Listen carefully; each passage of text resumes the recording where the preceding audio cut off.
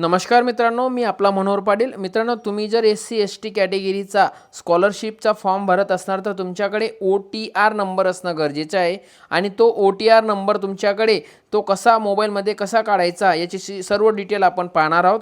त्यासाठी तुमच्या मोबाईलमध्ये दोन सॉफ्टवेअर असणं गरजेचे आहे। एक NSP OTRचं सॉफ्टवेअर आहे जे प्ले स्टोअरमध्ये जाऊन तुम्ही सर्च करू शकता, ते तुम्हाला डिस्प्लेवर दाखवतोय, आणि दुसरं आहे आधार फेस ID। हे दोघं सॉफ्टवेअर तुमच्या मोबाईलमध्ये इन्स्टॉल करून घ्या आणि इन्स्टॉल केल्यानंतर तुम्ही आता तुमच्या मोबाईलमध्ये असलेले NSC OTR हे बघा, हे सॉफ्टवेअर आहे, याला क्लिक करायचं आहे। याला क्लिक करून झाल्यानंतर तुमच्यासमोर ते ओपन होईल आणि ओपन झाल्यानंतर तुम्हाला रजिस्टर यावर क्लिक करायचं आहे।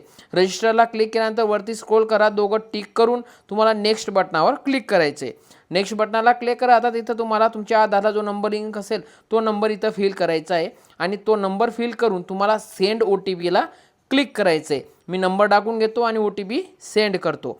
आता OTP सेंड केल्यानंतर तुमच्या आधारला जो नंबर लिंक असेल त्याला OTP जाईल। हे बघा, OTP आला। आता मी OTP इथं फिल करून घेतो आणि खाली दिलेला कॅप्चर जो आहे तो कॅप्चर जशाचा तसा फिल करून मी व्हेरीफाय बटनाला क्लिक करेल। हे बघा, मी OTP टाकून झाला। आता कॅप्चर टाकून घेतोय। हे बघा, पूर्ण डिटेल मी दाखवतोय लाईव्ह, तुम्ही नीट बघा, चुका करू नका। हे बघा, टाकून झालं। आता खाली स्क्रोल करा। हे बघा, व्हेरीफायला क्लिक केलं। व्हेरीफायला क्लिक केल्यानंतर तुमच्याकडे KYC करायची। आता तुमच्याकडे आधार कार्ड असेल तर वरच्या बटनाला क्लिक करायचे, नसेल तर मधल्या बटनाला क्लिक करा। पण आधार कार्ड सर्वांकडे असल्यामुळे मी त्याला क्लिक करतो आणि खाली आधार नंबर हा टाकून घेतो। आधार नंबर टाकून झाल्यानंतर व्हेरीफाय करा। तुमच्यासमोर टिक येईल, ते टिक मार्क करून घ्यायचं आहे। थोडा वेळ घेईल, प्रोसेस घेईल थोडा, ते पूर्ण प्रोसेस होऊ द्या। आता तुम्हाला त्या ज्याचा आपण OTR नंबर काढतोय त्याचा आता आपल्याला फोटो घ्यायचा आहे लाईव्ह।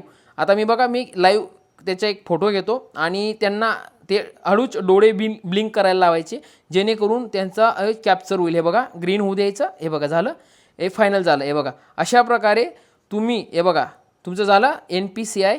तुमचं जे महाराष्ट्र बँक आहे ते लिंक आहे, सर्व डिटेल इथं दाखवून देईल। तुमचं जे आधारला लिंक असेल ती बँक देखील दाखवून देईल आणि त्याची संपूर्ण डिटेल येऊन जाईल। आता खाली तुम्हाला 3 ऑप्शन दिलेले आहेत, मदर्स नेम, फादर्स नेम आणि डिटेल। ही मदर्स नेम, फादर्स नेम ही डिटेल आपल्याला भरून घ्यायची। आता मी आईचे नाव पूर्ण टाकून घेतो आणि पुढे वडिलांचे नाव टाकणार आहे। तर बघा, मी पूर्ण डिटेल फिल करतो, नीट बघा। फॉर्म भरताना चुका करू नका, जेणेकरून तुम्हाला प्रॉब्लेम येणार नाहीत, कारण पुढे जाऊन तुम्हाला हा OTR नंबर प्रत्येक तुमच्या जे उच्च शिक्षण असेल त्या ठिकाणी तुम्हाला हा OTR नंबर हा लागेलच आणि या OTR नंबरशिवाय तुमच्या स्कॉलरशिप म्हणजेच शिष्यवृत्तीचा फॉर्म भरला जाणार नाही। हे बघा, आईचं नाव टाकून झालं। आता वडिलांचं नाव टाकायचं आहे आणि वडिलांचं नाव टाकून झाल्यानंतर खाली ईमेल ID टाकायचा आहे, जो तुमच्या मोबाईलमध्ये असेल तो ईमेल ID तिथं टाकायचा आहे। मी दोघं गोष्टी टाकून घेतो। आता वडिलांचं नाव फिल करून घेतो आणि नंतर मेल ID फिल करेल आणि नेक्स्ट बटनाला क्लिक करेल। संपूर्ण डिटेल भरतोय, तुम्ही नीट पहा।